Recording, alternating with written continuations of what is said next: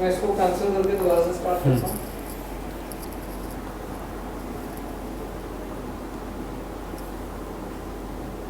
Start से ऊपर देखना। Hello, my name is Dhananjay and I am maths faculty at एकी कोचिंग सेंटर। आज हम 12th क्लास का फर्स्ट चैप्टर डिस्कस करने जा रहे हैं जिसका नाम है रिलेशन एंड फंक्शन। चलिए, तो रिलेशन एंड फंक्शन को स्टार्ट करते हैं। दो हिस्सों में बटा हुआ है topic, one is relation and other is function. तो आज हम रिलेशंस डिस्कस करते हैं।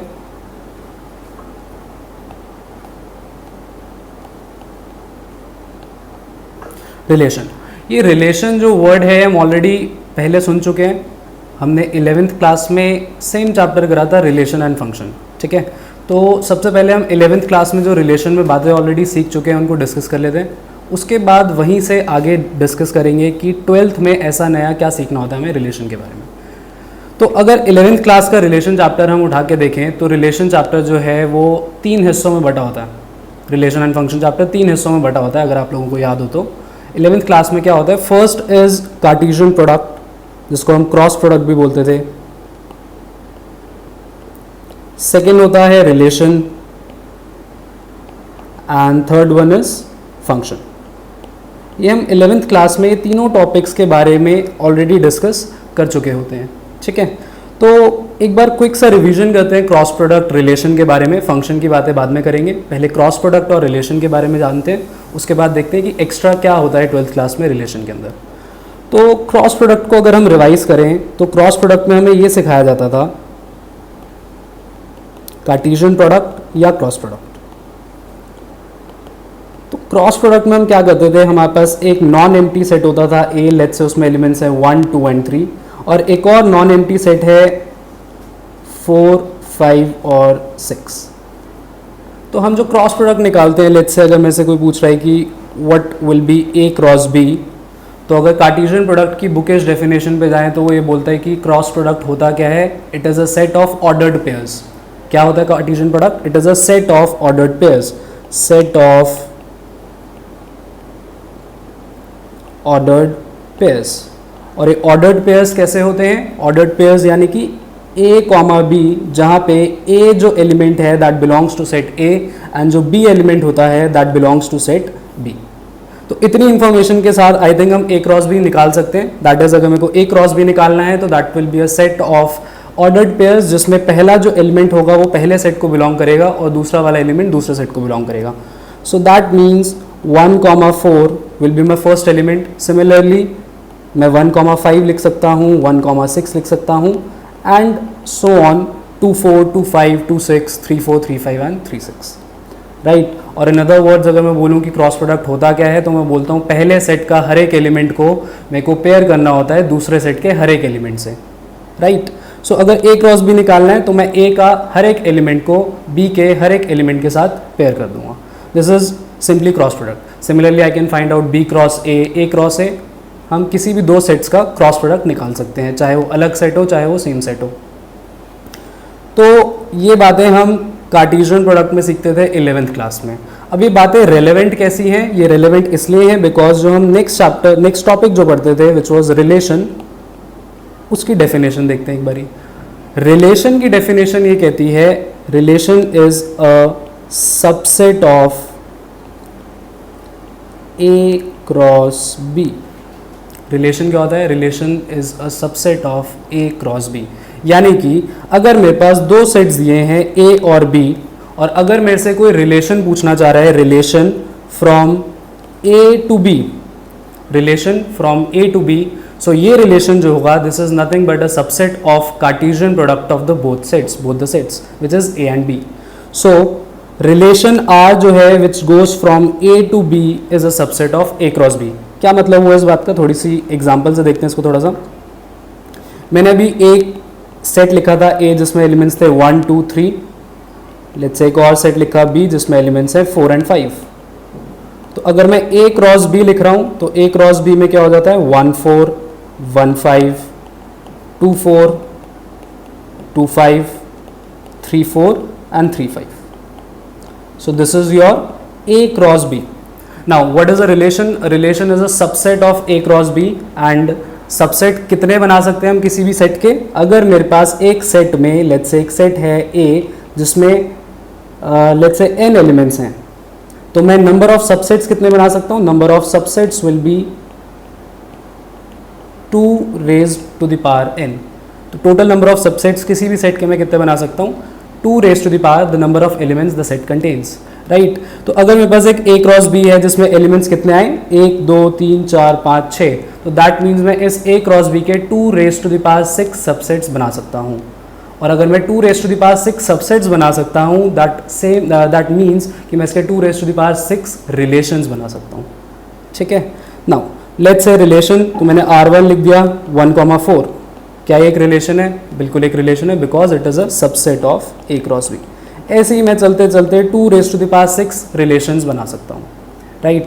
तो इतनी बातें हम ऑलरेडी 11th में सीख चुके होते हैं। एक छोटा सा ब्रशअप था कि हमने 11th में कितना रिलेशंस के बारे में जान चुके हैं। अब आगे सीखते हैं कि रिलेशंस में हमने और क्या पढ़ना होता है 12th क्लास के अंदर। रिलेशन की सिर्फ इतनी इन्फॉर्मेशन रिक्वायर्ड होगी that it is a subset of the Cartesian product of A and B, right. Now अगर एक छोटा सा एग्जांपल देखें, 11th क्लास में हम ऐसे करते थे कि आपके पास एक सेट A होता था, let's say which is 1 2 3 4 which goes up to let's say 15, और एक रिलेशन में डिफाइन कर रहा हूँ। रिलेशन मैंने अभी बताया it is a subset of A cross B, और A क्रॉस B क्या होता है? It is itself a set of the ordered pairs, right. So जो रिलेशन बनेगा वो जाहिर सी बात है एक सेट ऑफ ऑर्डर्ड पेयर्स बनेगा, set of ordered pairs X और Y का। Now what do you mean by relation? Relation means there is a relation between the 2 elements. सो अगर मैं रिलेशन की बात करूँ, लेट्स से मैंने एक रिलेशन डिफाइन करा y is equal to 3x where x belongs to A and y belongs to A, x and y both belongs to A, right. तो ये अगर आपको याद हो तो रिलेशन चैप्टर का NCERT का फर्स्ट क्वेश्चन होता है ये। तो हम क्या करते थे? सिंपली हम x की वैल्यूज डालते थे और y की वैल्यू फाइंड आउट करते थे। अगर मैं x की वैल्यू 1 डालूं तो y की वैल्यू 3 आ जाती है। तो अगर मैं इस रिलेशन की बात करूं तो ये ऑर्डर्ड पेयर्स लेगा 1,3 2,6 3,9 4,12 एंड 5,15, दैट्स इट। अगर मैं 6 डालना चाहूँ तो 6,18 हो जाता है and 18 does not belong to set A, so that is why 6,18 मेरे रिलेशन का पार्ट नहीं होगा, राइट। सो रिलेशन मैं कितने बना सकता हूँ? 2 raised to the power number of elements, but question में हमसे सिर्फ एक रिलेशन पूछा जाता है। कैसा रिलेशन? एक पर्टिकुलर इक्वेशन आपको दे देगा या इनइक्वालिटी दे देगा, डिपेंड्स ऑन द क्वेश्चन। वो एक इक्वेशन दे देगा, उसके बेसिस पे हमें वो रिलेशन, वो पर्टिकुलर रिलेशन फाइंड आउट करना होता है, ठीक है। तो ये बहुत ही सिंपल सी बातें थी जो हम 11th क्लास में ऑलरेडी सीख चुके हैं। नाउ लेट्स मूव कि हमें 12th में नया क्या सीखना होता है, ठीक है।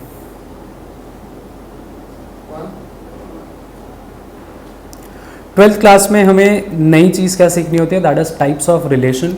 टाइप्स ऑफ रिलेशन जानने के लिए एक क्विक सा रिवीजन ज़रूरी था कि रिलेशन एक्चुअली होता क्या है। रिलेशन जानने के बाद हम टाइप्स ऑफ रिलेशन में चलेंगे। तो मेनली जो हम 12th क्लास के अंदर पढ़ते हैं वो 3 तरह के रिलेशन पढ़ते हैं, ज़्यादा होते हैं, 3 से ज़्यादा होते हैं, बट मेजर 3 के बारे में डिस्कस करते हैं, फिर आगे और रिलेशन के बारे में मैं बताऊँगा। सो फर्स्ट रिलेशन जो हमने पढ़ना होता है that is your reflexive relation. Reflexive relation एक रिलेशन, एक टाइप ऑफ रिलेशन है। पहले इसकी डेफिनेशन देख लेते हैं, उसके बाद हम जानेंगे कि रिफ्लेक्सिव रिलेशन एक्चुअली होता क्या है। तो पहले डेफिनेशन लिखते हैं रिफ्लेक्सिव रिलेशन की। क्या डेफिनेशन होती है? अगर मैं बोल रहा हूँ कि I am defining a relation R on set A, लिख लेते हैं इसको, a relation R on set A, a relation R on set A is called reflexive, is called reflexive if for every A belongs to A comma A belongs to R। ये एक mathematical definition है हमारे reflexive relation की। इसका मतलब जानते हैं क्या है। मैंने लिखा कि a relation R on set A, हम एक रिलेशन डिफाइन कर रहे हैं जिसका नाम आर है। कौन से सेट पे डिफाइन कर रहे हैं? ए सेट पे, कैपिटल ए सेट पे हम अपना रिलेशन डिफाइन कर रहे हैं। अब उस रिलेशन आर को मैं रिफ्लेक्सिव रिलेशन तब बोलता हूँ, कब बोलता हूँ? जब for every a belongs to A. इस बात का क्या मतलब है? दैट फॉर ऑल एलिमेंट्स, यहाँ पे लिख लेता हूँ that for every element that belongs to A comma A belongs to R. इसको एक छोटे से एग्जाम्पल के थ्रू समझने की कोशिश करते हैं। लेट्स से मैंने एक सेट ए लिखा जिसमें एलिमेंट्स हैं 1, 2 एंड 3। तो कितने एलिमेंट्स हैं इसमें? 3 एलिमेंट्स हैं। अब इस रिलेशन को अगर मैं कोई रिलेशन डिफाइन करूं जिसका नाम आर है, वो रिफ्लेक्सिव रिलेशन कब कहलाएगा? जब for every element which belongs to set A comma A belongs to R. A comma A belongs to R means उसका पेयर जो है वो अपने साथ बनना चाहिए। इसका क्या मतलब हुआ कि अगर 1 एलिमेंट है तो उसका पेयर 1 के साथ होना चाहिए, अगर 2 है तो उसका पेयर 2 के साथ, 3 है तो उसका पेयर 3 के साथ।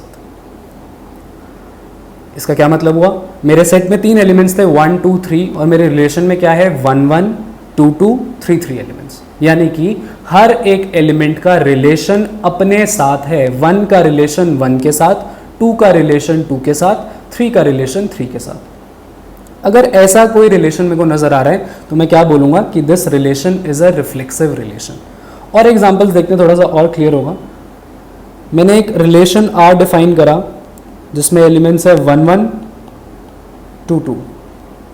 नाउ द क्वेश्चन इज क्या ये रिलेशन रिफ्लेक्सिव है? क्या ये रिलेशन रिफ्लेक्सिव है?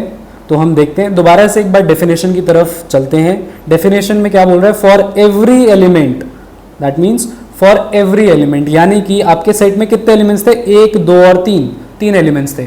तो क्या अगर मैं से 1, 1 और 2, 2 लिख रहा हूं तो क्या इस रिलेशन को रिफ्लेक्सिव बोल सकता हूं?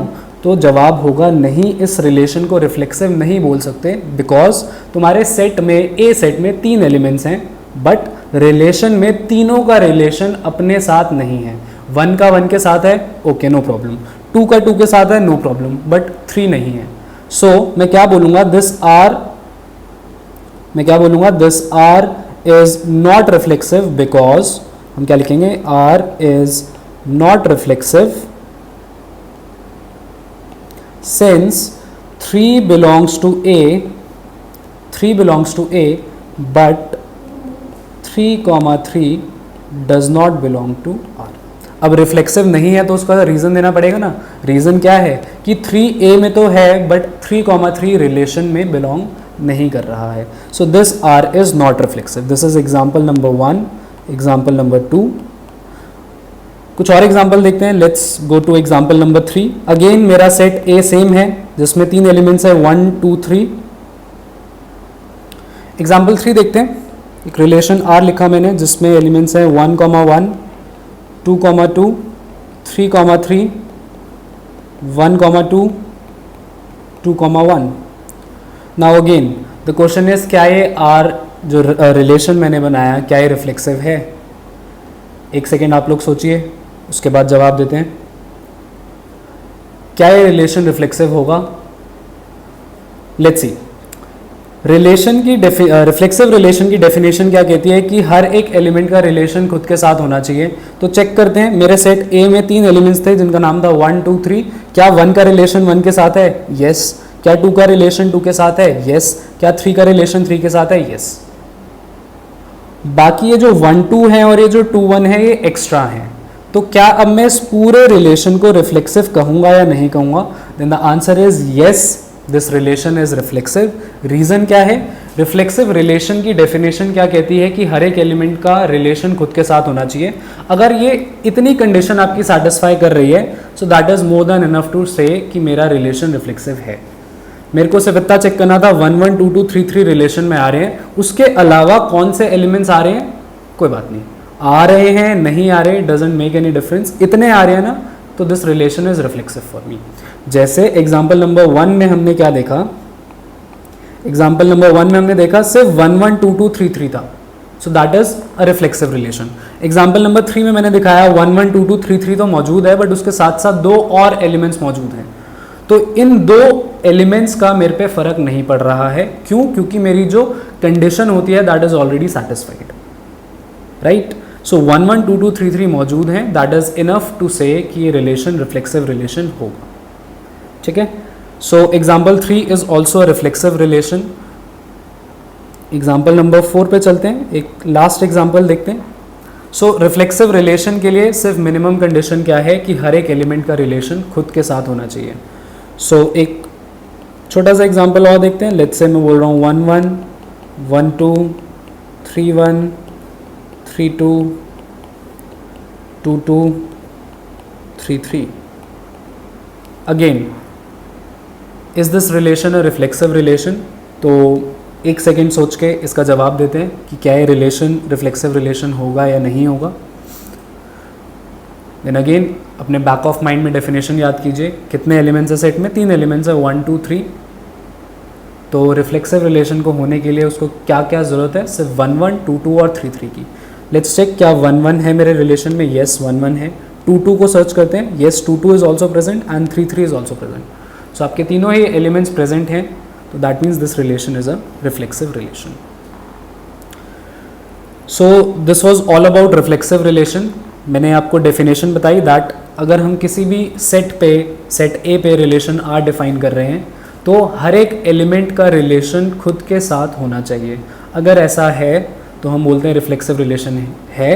अगर ऐसा नहीं है, अगर कोई भी एक ऐसा एलिमेंट मेरे को नज़र आ जाए जिसकी पेयरिंग खुद के साथ नहीं है, तो मैं बोलूँगा वो रिफ्लेक्सिव रिलेशन नहीं हो सकता.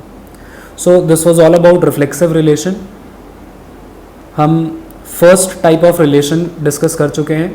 Now will move on to the second type of relation. Second type of relation is called symmetric relation.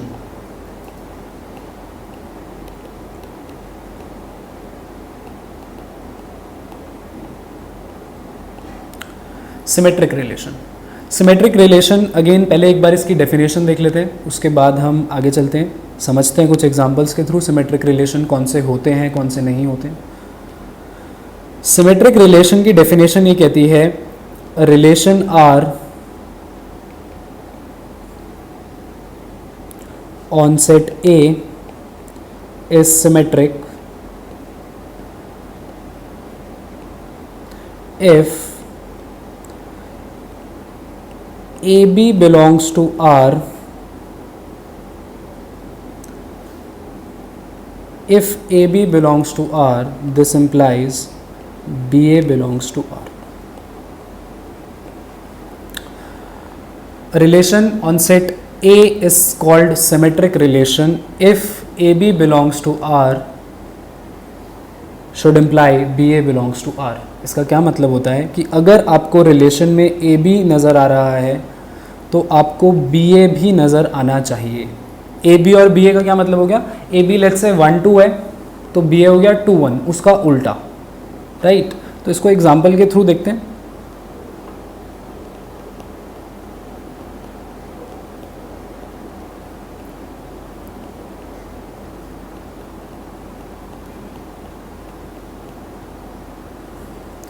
बहुत ही सिंपल सा एग्जांपल है. अगर एक सेट A है जिसमें 1 2 3 है और एक रिलेशन में लिख रहा हूँ जिसमें एलिमेंट्स हैं 1 2 एंड 2 1, तो क्वेश्चन इज क्या ये रिलेशन सिमेट्रिक होगा या नहीं होगा? So the answer is yes, this relation is symmetric.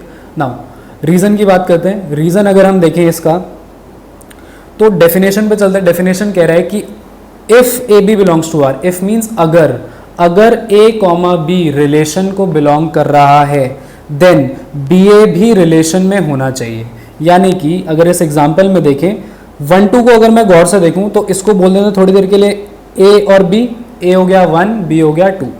अगर AB बिलोंग कर रहा है रिलेशन में यानी कि 1 2 रिलेशन का पार्ट है तो उसका उल्टा यानी कि BA भी रिलेशन में है. तो ऐसे रिलेशन को हम क्या बोलते हैं? Symmetric relation. एक एग्जाम्पल और देखते हैं. 1 3 3 1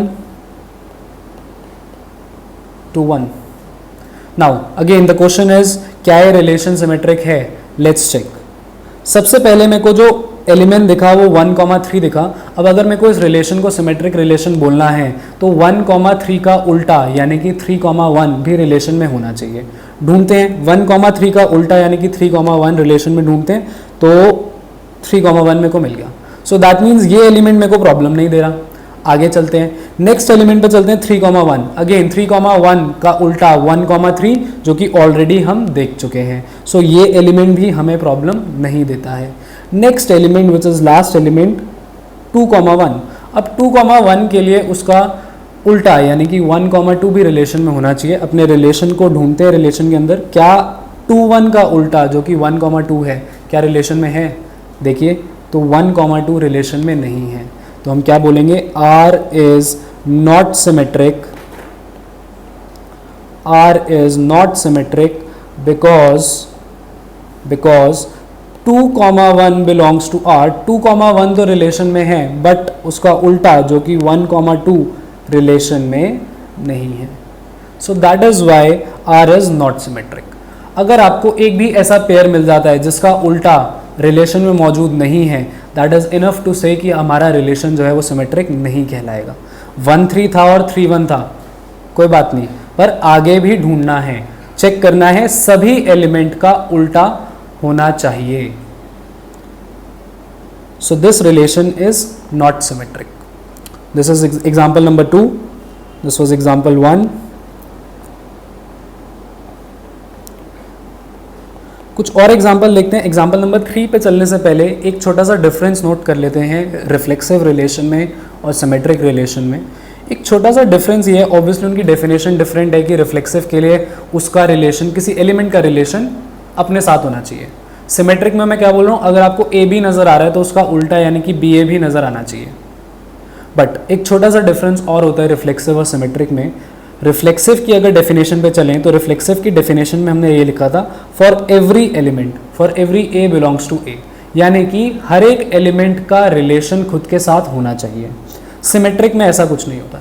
सिमेट्रिक में मैंने कहीं भी फॉर एवरी एलिमेंट नहीं लिखा है, फॉर एवरी एलिमेंट नहीं लिखा गया। तो इसका ये मतलब होता है कि ज़रूरी नहीं है 1 2 3 है तो 1 2 हो, 2 1 हो, 1 3 हो, 3 1 हो। नो, अगर आपको ए बी नज़र आ रहा है तो बी ए नज़र आना चाहिए। जैसे कि 1 2 था तो 2 1 आ गया, 1 3 है तो 3 1 आ गया, 2 1 है पर 1 2 नहीं आया तो सिमेट्रिक नहीं है। एक एग्जाम्पल के थ्रू और देखते हैं इसको। कहने का मतलब ये था कि सारे एलिमेंट्स का मौजूद होना सिमेट्रिक रिलेशन के लिए ज़रूरी नहीं होता, वेराज रिफ्लेक्सिव रिलेशन के लिए कंडीशन ज़रूरी होती है कि हर एक एलिमेंट मौजूद होना चाहिए। सिमेट्रिक में ऐसा नहीं होता। एग्जाम्पल नंबर 1 में 3 मौजूद ही नहीं था, तो ऐसा ये नहीं है कि 3 का भी पेयर होना ही होना चाहिए, ऐसा कुछ नहीं होता सिमेट्रिक में। That is the condition for reflexive कि हर एक एलिमेंट का रिलेशन खुद के साथ होना चाहिए। तो एग्जाम्पल नंबर 3 देखते हैं, एक छोटा सा एग्जाम्पल और देखते हैं। 1 1 2 3 3 2। नाउ द क्वेश्चन इज क्या ये रिलेशन सिमेट्रिक है? अगेन एक सेकेंड का समय लेते हैं और सोचते हैं कि क्या ये रिलेशन सिमेट्रिक होगा या नहीं होगा, उसके बाद इसको डिस्कस करते हैं। चलिए सिमेट्रिक की डेफिनेशन अगेन रिकॉल करते हैं। डेफिनेशन क्या बोलती है? आपको जितने भी पेयर्स नज़र आ रहे हैं सिमेट्रिक के अंदर उनका उल्टा भी नज़र आना चाहिए। ढूंढने की कोशिश करते हैं। सबसे पहला पेयर मेरे को नज़र आया 1,1। अब इसका उल्टा ढूंढते हैं, तो इसका उल्टा क्या होता है? 1,1 को उल्टा कर दूंगा मैं, तब भी क्या रहेगा? 1,1 ही रहेगा। तो दैट मीन्स 1,1 से मेरे को कोई प्रॉब्लम नहीं है। नेक्स्ट एलिमेंट पे चलते हैं 2,3। 2,3 नज़र आ रहा है तो दैट मीन्स उसका उल्टा यानी कि 3,2 भी नज़र आना चाहिए। सो 2,3 का उल्टा 3,2 नज़र आ रहा है, so that means this is okay. Next element पे चलते हैं 3,2। 3,2 का उल्टा 2,3 ऑलरेडी मैं देख चुका हूँ। तो दैट मीन्स सारे पेयर मेरे सिमेट्रिक वाले कंडीशन को सेटिस्फाई कर रहे हैं। That means this relation is a symmetric relation. So I hope example number 3 is also clear. Example number 4 पे चलते हैं। लास्ट एग्जाम्पल सिमेट्रिक के लिए 1,1 2,2 3,3। ये रिलेशन हम ऑलरेडी देख चुके हैं ऊपर, ठीक है। अब क्वेश्चन ये है कि क्या ये रिलेशन सिमेट्रिक है? Is this relation symmetric relation? Let's try to find कि क्या है इसको सिमेट्रिक रिलेशन बोलेंगे। अगेन सिमेट्रिक रिलेशन के लिए हर एक पेयर का उल्टा मौजूद होना चाहिए। सो 1,1 पे चलते हैं। 1,1 का उल्टा 1,1 ही होता है, तो कोई प्रॉब्लम नहीं है। Same goes with 2,2 and 3,3। 2,2 का उल्टा 2,2 होता है, 3,3 का उल्टा 3,3 होता है, राइट। सो दैट मीन्स हर एक एलिमेंट का उल्टा यानी कि 1,1 है तो उसका उल्टा जो कि 1,1 ही होता है is already present. Same goes with 2,2 and 3,3। So that means ये रिलेशन रिफ्लेक्सिव तो था ही, हम ऊपर देख चुके हैं रिफ्लेक्सिव तो था ही, और ये रिलेशन सिमेट्रिक भी है, राइट। एक एग्जांपल और देख लेते हैं, 1 2 2 1 1 1 3 2 2 3 2 2। नाउ द क्वेश्चन इज, क्या ये रिलेशन रिफ्लेक्सिव है, फर्स्ट पार्ट, क्या ये रिलेशन सिमेट्रिक है, second part. Let's try to find again, पहले रिफ्लेक्सिव चेक कर लेते हैं। रिफ्लेक्सिव की डेफिनेशन को दोबारा से रिकॉल करते हैं। रिफ्लेक्सिव की डेफिनेशन क्या थी कि हर एक एलिमेंट का पेयर, हर एक एलिमेंट का रिलेशन अपने साथ होना चाहिए। सो 1 2 कितने एलिमेंट्स थे, सेट था मेरा, अगेन सेम सेट चल रहा है 1 2 3। सो दैट मीन्स इसको रिफ्लेक्सिव बोलने के लिए 1 1 2 2 3 3 नजर आना चाहिए। सो ढूंढते हैं, 1 1 नजर आ रहे हैं, यस 1 1 नजर आ रहे हैं। फिर 2 2 ढूंढने की कोशिश करते हैं, 2 2 2 2 भी नजर आ रहे हैं। फिर 3 3 ढूंढने की अगर मैं कोशिश करूं तो 3 3 मौजूद नहीं है। सो दैट इज वाई मैं इस रिलेशन को रिफ्लेक्सिव नहीं बोल पाऊंगा। रीजन, बिकॉज 3 जो है वो सेट ए से बिलोंग कर रहा है, बट 3 जो है वो रिलेशन आर से बिलोंग नहीं कर रहा है।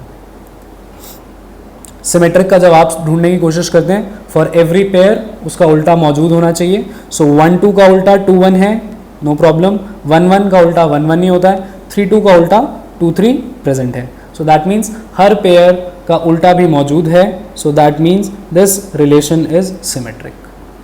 तो हमने एग्जाम्पल नंबर 4 में देखा कि वो रिलेशन रिफ्लेक्सिव और सिमेट्रिक दोनों था। एग्जाम्पल नंबर 5 में देखा कि ये रिफ्लेक्सिव नहीं था बट सिमेट्रिक था, right. So this was all about symmetric relation.